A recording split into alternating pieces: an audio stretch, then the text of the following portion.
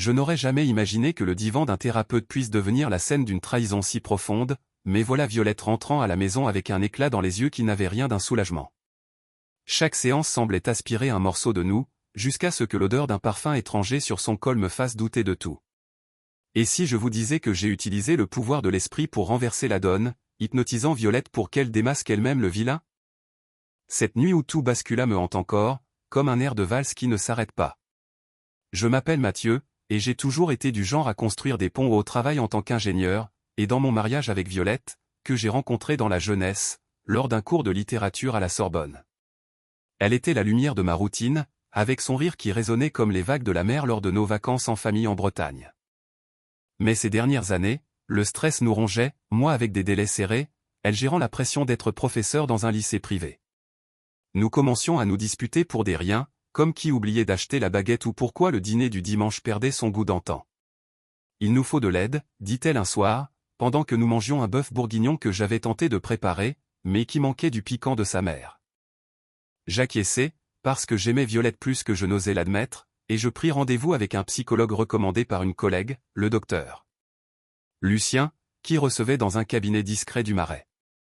La première séance eut lieu un mardi pluvieux, et Violette revint enthousiaste, parlant de la façon dont le docteur était, si compréhensif.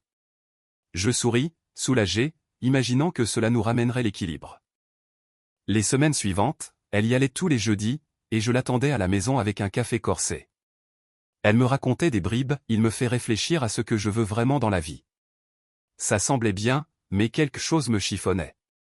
Pendant la fête Dieu, nous assistâmes à la messe, et elle paraissait distante, vérifiant son téléphone avec une fréquence qui ne lui ressemblait pas. C'est juste le groupe de l'école, se justifiait-elle, mais je voyais les notifications clignoter d'un numéro inconnu. Une nuit, après un match de foot, moi hurlant des buts sur le canapé pendant qu'elle feignait l'intérêt, je trouvai son téléphone oublié sur la table de la cuisine. Un message, j'ai hâte de la prochaine séance. Tu es incroyable. L'expéditeur était, Lucien Pro. Mon estomac se noie. Ce n'était pas une preuve, mais assez pour semer le doute. Je décidai d'observer plus attentivement. Les lundis, elle quittait le travail plus tôt, prétextant des réunions supplémentaires. Je commençais à suivre la piste, elle rentrait des heures en retard. La jalousie grandissait comme une vigne sauvage dans notre petit jardin parisien. C'est alors que je me rappelai un ancien cours sur les techniques de relaxation et d'hypnose, parti d'un module optionnel de psychologie comportementale à la fac. Je ne l'avais jamais utilisé, mais ces nuits d'insomnie, lisant des livres sur le sujet à la lumière de la lampe de chevet, je pensais, et si je pouvais accéder à son esprit? Pas pour la blesser, mais pour comprendre. Ce vendredi-là, après un dîner de blanquette de veau que j'avais préparé pour la reconquérir, je proposai un massage aux épaules. Tu es tendue, ma chérie. Laisse-moi t'aider à te détendre. Elle rit, épuisée, et s'allongea sur le canapé. D'une voix basse, la guidant comme dans les livres, respire profondément, sens le poids quitter tes épaules, imagine une rivière calme un jour de soleil, elle sombra dans un léger transe. Je l'interrogeai sur les séances, et les mots sortirent en murmures, il me touche la main et dit que je suis spécial. Mon cœur s'arrêta. Ce n'était pas seulement de la conversation, il y avait plus. Je la sortis du transe d'un baiser sur le front, me promettant de découvrir toute la vérité. Mais comment? L'hypnose avait ouvert la porte, et je n'entendais pas la refermer. Ce que je ferais de ce pouvoir, je l'ignorais encore, mais la jalousie murmurait des réponses. Les semaines suivantes furent un équilibre précaire entre feindre la normalité et creuser plus profond. Le jour, je la déposai au travail en voiture, discutant de plans pour Noël en famille, avec sa mère venant faire son gâteau roulé qui fondait en bouche. Le soir, après le riz au poulet et aux pruneaux qui devenait notre routine réconfortante, je la ramenais en transe, toujours avec une excuse, c'est bon pour le stress, comme du yoga. Elle me faisait confiance, comme au premier temps, quand nous dansions le tango dans des bals musettes entre amis. Sous hypnose, les confessions venaient par bribes, fragmentées comme les pièces d'un puzzle. Il m'a embrassé à la dernière séance, dit que c'était pour la thérapie de confiance. Mon sang bouillonnait, mais je gardais une voix calme, la ramenant à la réalité avec des histoires de notre mariage, comme notre lune de miel où la mer nous avait unis sur la côte d'Azur. Le docteur Lucien était un homme d'âge mûr, avec un cabinet chic, couvert de diplômes au mur et une plaque promettant « confidentialité absolue ». Il avait des articles dans des revues de psychologie, des conférences dans des congrès. Il semblait impeccable, le genre à ignorer ses propres serments éthiques. Violette continuait les séances, maintenant avec un éclat coupable dans les yeux, et je feignais l'ignorance, cuisinant une ratatouille les samedis pour compenser le temps qu'elle perdait là-bas. Mais la jalousie me consumait, pendant un match de l'équipe de France, regardé avec des amis au bistrot du coin, je bus plus de vin que je n'aurais dû et failli tout confier à Jean, mon meilleur ami depuis l'enfance, qui me taquinait pour supporter l'équipe perdante. Au lieu de ça, j'approfondis l'hypnose. Une nuit de jeudi, après qu'elle fut rentrée en retard, la circulation était infernale, je la plongeai dans un transe plus profond. Raconte-moi tout sur Lucien, murmurai-je, tenant sa main comme une prière. Les mots coulèrent, des rendez-vous qui tournaient en dîner discret, des caresses qui dépassaient les limites, des promesses d'un avenir sans moi. Il dit que tu es distant, que je mérite mieux. Des larmes coulèrent sur son visage, même en transe, et je les essuyai, sentant une rage froide s'installer. Ce n'était pas seulement une trahison, c'était une violation de la confiance bâtie sur 10 ans, depuis les nuits à réviser pour le bac dans la bibliothèque. Je la réveillai doucement, et elle m'étreignit, murmurant « Merci de m'écouter ». Mais j'avais déjà un plan, j'utiliserais l'hypnose non seulement pour savoir, mais pour agir. Je lui suggérai d'inviter Lucien à une soirée entre amis, quelque chose de casual, comme un barbecue. Ce sera bon pour socialiser, dis-je. Elle accepta, ignorant ce qui l'attendait. Pendant ce temps, je cartographiais sa vie. Il était marié, à une femme nommée Sophie, qui postait des photos de famille sur les plages de Normandie. Parfait. La graine de la vengeance germait, je ferai en sorte que Violette, sous mon commandement hypnotique, sème le doute dans l'esprit de Lucien, le poussant à confesser publiquement, détruisant sa réputation sans une égratignure physique. Mais d'abord, il fallait tester les limites de l'hypnose. À la séance suivante, j'implanta une suggestion subtile, la prochaine fois que tu verras Lucien, tu sentiras une urgence à lui confier tes peurs les plus profondes. Sur la façon dont il te fait tout remettre en question. Je la réveillai, et nous regardâmes un vieux film sur la fête de la musique sur YouTube, riant des costumes colorés, mais mon rire était forcé. Le plan prenait forme, et l'étape suivante serait le barbecue, où je l'observerais de près, comme un prédateur dans la garrigue provençale. Violette et moi échangions des regards complices, mais elle ne voyait pas la tempête que je préparais. Le barbecue eut lieu un dimanche ensoleillé de printemps, avec l'air embaumant le charbon et l'agneau grillé. J'invitai une dizaine d'amis, Jean avec sa famille, Marie, la voisine qui adorait les ragots sur les séries, et Lucien, le cousin de Violette venu avec des histoires de valse. Violette arriva animée, et présenta le docteur. Lucien comme un ami de la thérapie. Il était grand, avec une barbe bien taillée et un sourire professionnel qui n'atteignait pas les yeux. Je serrai sa main, sentant la fermeté feinte, et l'invitai à une bière fraîche, pendant que les enfants couraient après un ballon de foot improvisé. Violette m'a tant parlé de toi, dit-il, et je répondis d'un hochement de tête, elle a besoin d'amis comme toi. Mais au fond, je calculais, il mordait à l'hameçon. Pendant le déjeuner, avec la salade niçoise et les fromages passant de main en main, Violette s'assit à côté de lui, riant à des blagues que je n'entendais pas. Je l'observais de loin, retournant la viande, et quand le moment vint après le dessert de crème brûlée, je l'emmenai pour une promenade rapide, feignant l'inquiétude. Ça va? Allons nous détendre un peu.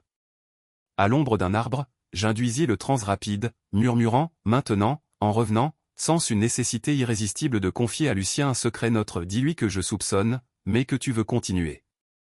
Je la réveillai d'un baiser sur la joue, et elle rejoignit le cercle, rougissant légèrement. Quelques minutes plus tard, je vis les deux s'éloigner pour une conversation, privée, près des cours de tennis. Mon cœur battait fort, comme le rythme d'un accordéon dans un bal musette. Plus tard, Jean m'entraîna dans une discussion sur le match du PSG contre l'OM, distraction bienvenue, mais je voyais tout, Lucien pâlissant, gesticulant nerveusement, tandis que Violette, influencée, pressait avec une innocence hypnotique. Il promit de régler ça, mais l'inconfort était semé. Ce soir-là, à la maison, après le bain et le rituel de tisane à la camomille, j'approfondis l'hypnose. Raconte-moi ce que tu lui as dit. Elle décrivit, j'ai dit que tu étais parano, que tu me suivais, il s'est inquiété, a dit qu'on devrait poser les séances. Parfait. Le doute le rongeait maintenant. Les jours suivants, Violette nota qu'il était plus distant aux consultations en maintenant en ligne, pour éviter les complications, et j'encourageais, peut-être qu'une pause serait bien. Mais je ne m'arrêtais pas. J'implanta une autre suggestion, à la prochaine interaction, demande-lui sur sa propre vie. Insiste pour savoir s'il est heureux avec Sophie. Le mois passa avec une tension croissante. Nous allâmes à un concert de chansons françaises, dansant collés comme au bon vieux temps, mais je voyais ses messages pour lui, effacés à la hâte. Une nuit, après une dispute futile sur qui laverait la vaisselle, elle pleura sur mon épaule, la thérapie ne m'aide plus. Je l'étreignis, soulagé intérieurement, et l'hypnotisai à nouveau, extrayant plus, Lucien lui avait confessé une ancienne liaison, justifiant la leur commun, karma. La rage me donna des forces. Je planifiai le prochain coup, un faux voyage où il donnerait une conférence. Je convainquis Violette d'y aller, pour le soutenir, comme un appui, sous prétexte de réconciliation. Ce sera bon pour toi, dis-je. Elle hésita, mais le trans la décida. Je resterai à la maison, mais la contrôlerai à distance, par des appels enregistrés qu'elle écouterait en boucle hypnotique. Le voyage serait le tournant, et Jacques sans grave peine attendre de voir son château s'effondrer. Violette m'embrassa avant de partir, et je souris, cachant le cyclone en moi. L'avion décolla un matin nuageux, avec Violette à côté de moi au siège-fenêtre, regardant les nuages comme en quête de réponse. J'avais présenté le voyage comme des « vacances surprises », mais en vérité, c'était l'appât parfait, elle resterait à l'hôtel 2 jours, pour se détendre, pendant que je rentrais par un vol nocturne, prétextant une réunion de travail. « Appelle-moi tous les soirs », demandai-je, l'embrassant au guichet de l'aéroport. Elle hocha la tête, ignorant la suggestion hypnotique plantée la veille, à destination, tu sentiras une compulsion à confronter Lucien sur ses sentiments. Enregistre tout sur ton téléphone. Mon cœur s'emballait comme le ronflement des moteurs, c'était risqué, mais l'hypnose était devenue notre pont invisible. Violette retrouva Lucien à la conférence, dans une salle bondée d'étudiants et de professionnels. Il la vit dans le public, sourit nerveusement et l'invita à un café après l'événement. Moi, de retour à la maison, je recevais des audios d'elle la nuit, Mathieu, le docteur est bizarre, il a demandé si tu soupçonnes encore. Mais l'or véritable vint dans le troisième audio, enregistré dans la chambre d'hôtel, sa voix tremblante sous influence, le pressant, et Sophie ? Tu l'aimes vraiment, ou ce n'est qu'une autre séance ? Il bafouilla, admettant des fissures dans le mariage, des promesses de divorce. Tu me fais sentir vivant, Violette. Mon poing se serra autour du téléphone, c'était la confession dont j'avais besoin. Mais je n'arrêtais pas là. À l'appel suivant, je l'induisis à distance, demain, dis-lui que tu dois tout raconter à quelqu'un sans que c'est moi, mais ne dis pas mon nom. Enregistre à nouveau. Le lendemain, lors d'une promenade sur la plage, avec la mer en fond, Violette le confronta encore. L'audio captura sa panique, non, s'il te plaît, ça détruirait ma carrière. Je suis marié, j'ai des patients qui me font confiance. Elle, hypnotisée, insista, la vérité libère, je vais le dire à une amie proche. Il implora le silence, mais le mal était fait, il annula la conférence suivante, prétextant des problèmes personnels. Au retour du vol, Violette m'appela épuisée, c'était intense, mon amour. Je crois que la thérapie est finie. Je l'étreignis à l'atterrissage, sentant l'odeur de brise marine dans ses cheveux, et murmurai, bonne fille, en secret. À la maison, j'écoutais les audios en boucle, les transcrivant dans un document sur l'ordinateur. Maintenant, le plan s'amplifiait, j'enverrai des extraits anonymes à Sophie, via un email falsifié, et à l'ordre des psychologues, suggérant une violation éthique. Mais d'abord, une autre séance hypnotique avec Violette. Après un dîner de bouillabaisse commandé chez un traiteur, je la plongeai en transe, tu ne te souviendras de rien de tout ça, mais tu sentiras du soulagement d'avoir été honnête. Elle se réveilla souriante, et nous parlâmes de plans pour la Saint-Valentin, un pique-nique. Mais je voyais les fissures, elle évitait son téléphone, et Lucien était bloqué dans sa liste. Sophie, sa femme, méritait de savoir, mais indirectement, à travers Violette comme messagère involontaire. Le thriller mental s'intensifiait, et Violette, sans le savoir, devenait le centre de ma justice poétique. Juin apporta une humidité froide, et avec elle, l'apogée de ma toile hypnotique. Violette avait changé, plus présente à la maison, préparant des croissants aux amandes les dimanches matins et me traînant devant les matchs de l'équipe de France à la télé, trinquant avec du cidre. Mais les ombres de la trahison planaient, elle faisait des rêves agités, marmonnant des noms que je feignais de ne pas entendre. Je l'hypnotisais hebdomadairement maintenant le contrôle, extrayant des résidus, j'ai le mal du pays des conversations mais quelque chose cloche. C'était le remords que j'avais planté, qui fleurissait. Pendant ce temps, le scandale de Lucien prenait de l'ampleur. Les journaux titraient « Psychologue accusé d'abus éthiques », avec des détails vagues sur des audios fuités. Sophie demanda le divorce publiquement, et son cabinet ferma ses portes. Je regardais de loin, buvant un café au zinc avec Marie, qui cancanait, on dit qu'il draguait des patientes mariées. Quelle horreur! J'acquiesçais, sentant une satisfaction amère. Mais le plan ne s'arrêtait pas là, je voulais que Violette porte le coup final, sans le savoir. Je l'invitais à un événement caritatif, une foire du livre avec des conférences sur la santé mentale ou ironie pure. Ce sera inspirant, dis-je, et elle accepta, excitée par des auteurs français.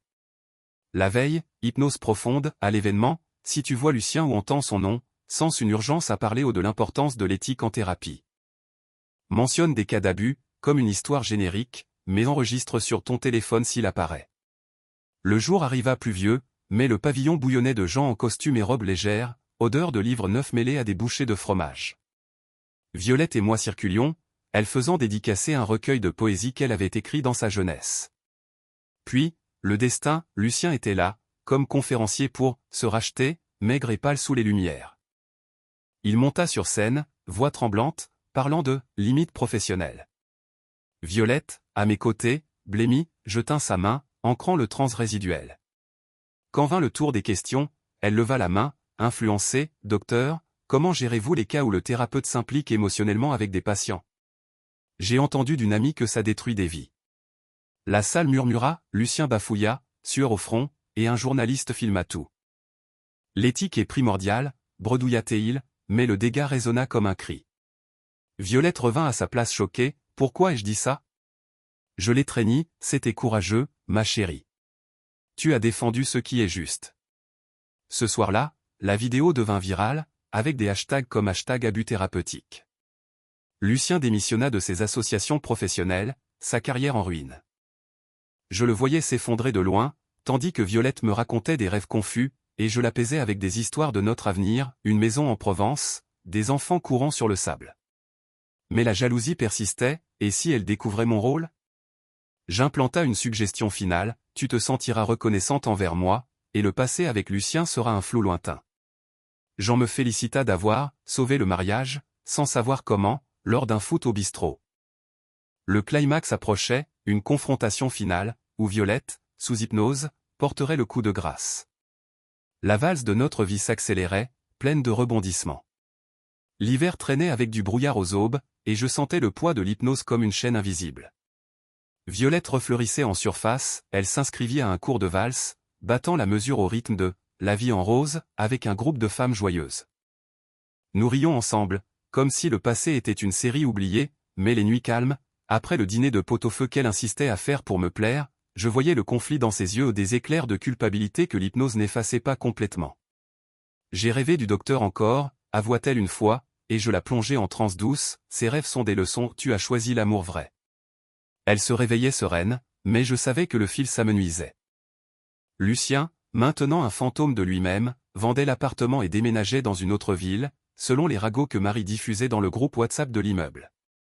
Sa licence professionnelle fut suspendue, et des articles le dépeignaient comme un prédateur, avec d'anciennes patientes sortant du bois de manière anonyme. Sophie refaisait sa vie avec du yoga en retraite, postant des photos de paix intérieure. Je souriais intérieurement, la vengeance était un poison lent, dissolvant son statut en scandale public, sans lever un doigt. Mais le risque grandissait, Violette trouva un email ancien sur l'ordinateur partagé, une recherche sur « hypnose éthique ». « C'est quoi ça, Mathieu » demanda-t-elle au petit déjeuner, avec une tartine croustillante. Je détournai, un vieux hobby de la fac.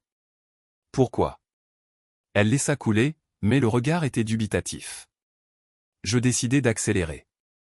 À l'hypnose de cette semaine, j'implanta le coup final, tu écriras une lettre à un journaliste ami, racontant ton histoire avec Lucien comme victime anonyme, sens que c'est une catharsis, et envoie sans peur. Je la réveillai, et le lendemain, elle me montra le brouillon, je veux exposer ça pour aider d'autres femmes. Ma poitrine se serra, c'était réel pour elle maintenant, propulsée par la suggestion. Elle l'envoya à un reporter, et des jours après, l'article parut, ex-patiente dénonce thérapeute pour relations inappropriées. Détail flou, mais assez pour que Lucien soit convoqué au commissariat pour audition, sa photo sur tous les portails. Il pleura en interview, demandant pardon, mais le statut s'évapora, conférence annulée, livre retiré des étagères. Violette jubila à la nouvelle, m'étreignant, Dieu merci, j'ai parlé.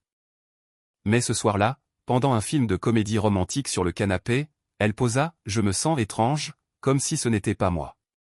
Le trance flanchait, des souvenirs fuyaient. Je l'hypnotisais en urgence, tout ça a été ton empowerment, fais-nous confiance. Je la réveillai d'un baiser, et nous parlâmes de vacances dans le sud, imaginant le soleil guérir les plaies. Jean nous invita à un barbecue pour son anniversaire, avec accordéon live et Kir Royal coulant à flot, mais je refusai, le climax réclamait l'isolement. Puis vint le rebondissement, un appel de Lucien, arrivant via un numéro privé. Dis à Mathieu que je sais ce qu'il a fait, l'hypnose n'est pas infaillible. Mon monde s'arrêta. Comment? Il avait enregistré une séance, consulté un hypnothérapeute rival. La panique monta, mais je la transformai en fureur calculée. J'appelai Violette en transe remote, via un audio enregistré qu'elle écoutait seule, s'il menace, sens la rage et raconte tout à la police sur ses avances. Elle raccrocha le téléphone de Lucien tremblante, et le lendemain, porta plainte formelle, ajoutant d'anciens audios à l'enquête. Il fut détenu des heures, relâché sous caution, mais le scandale explosa, manchette sur « Thérapeute hypocrite utilisant des tactiques mentales ». Sa vie s'effondrait en humiliation publique, carrière en cendres. Violette me regarda dans les yeux ce soir-là, j'ai fait ce qu'il fallait, hein. J'acquiesçai, mais le cœur saignait du secret. L'été éclata avec une chaleur étouffante, et avec lui, le moment de lâcher les chaînes mais pas pour pardonner, pour révéler le prix de la trahison. Lucien avait disparu des gros titres, reclus en banlieue, vendant des assurances porte-à-porte selon les tabloïds, sa brillante carrière d'antan réduite à un murmure de scandale dans les cercles psychologiques. Sophie avançait, ouvrant un studio de thérapie holistique, et d'anciennes patientes formaient un groupe de soutien en ligne, transformant la douleur en force collective. Violette et moi, pour la première fois en mois, semblions planifier l'avenir sans ombre, un voyage pour la fête de la musique, dansant du rock sur les quais de Seine, mangeant des crêpes chaudes. Mais je savais que l'hypnose nous avait changé, il était temps de clore, et de la faire payer pour ce qu'elle avait brisé. La nuit avant le voyage, après un dîner léger de salade de chèvre chaud, sa recette familiale préférée, je la plongeai dans le trance final, le plus profond. Violette, mon amour, tu as été courageuse en tout ça. Maintenant, souviens-toi de chaque suggestion, sens le poids d'avoir été ma marionnette, d'avoir trahi non seulement l'amour, mais toi-même. Réveille-toi avec la vérité nue, tu as tout détruit pour un homme qui ne valait rien, et j'ai orchestré chaque pas pour que le monde voie ta faiblesse. Les mots sortirent comme une lame froide, et mes larmes coulèrent tandis que j'ancrais, réveille-toi renouvelé, mais seul, portant le fardeau éternel de la culpabilité. Elle ouvrit les yeux lentement, le visage se tordant d'horreur alors que les souvenirs affluaient, les confessions forcées, les dénonciations qu'elle croyait siennes, la vidéo virale où sa voix résonnait comme une accusation vide. Mathieu, tu m'as manipulé? Comment ai-je pu être si aveugle? Bafouilla-t-elle, reculant sur le canapé comme si j'étais un étranger. Je ne l'étreignis pas. Au lieu de ça, je lui montrai l'ordinateur ouvert, des emails envoyés à son lycée, annexant des extraits édités des audios au nom seulement de Lucien, mais avec sa voix admettant la trahison en détail cru, pour transparence éthique, comme j'avais écrit. Tu voulais une thérapie? En voilà une, le monde saura qui tu es vraiment. Les jours suivants furent un ouragan. Le lycée la suspendit en attendant l'enquête, des collègues comme Marie, qui cancanaient autrefois avec elle sur les séries, murmuraient maintenant, traîtresse, dans les couloirs, évitant son regard. Jean, mon ami loyal, m'appela en privé, elle a gravement fauté, Mathieu. Mais toi, c'est vengeance ou justice? Je ris amer, les deux. Violette tenta de supplier, pleurant dans la chambre que nous avions partagée disant, pardonne-moi, je ne savais pas. C'était lui, seulement lui. Mais j'avais déjà changé les serrures, transféré les comptes conjoints à mon nom, la laissant avec l'appartement vide et une pile de factures. Son scandale éclata lentement, comme un cassoulet mijotant, des parents retirèrent leurs enfants du lycée pour « risque moral », sa poésie à la foire du livre devint un mème d'hypocrisie, et la famille à Lyon coupa les ponts, sa mère envoyant un message final, « Tu as sali notre nom ». Violette errait seule dans les rues, l'éclat dans les yeux maintenant un vide creux, cherchant une thérapie vraie ironiquement, avec une psychologue que j'avais recommandée.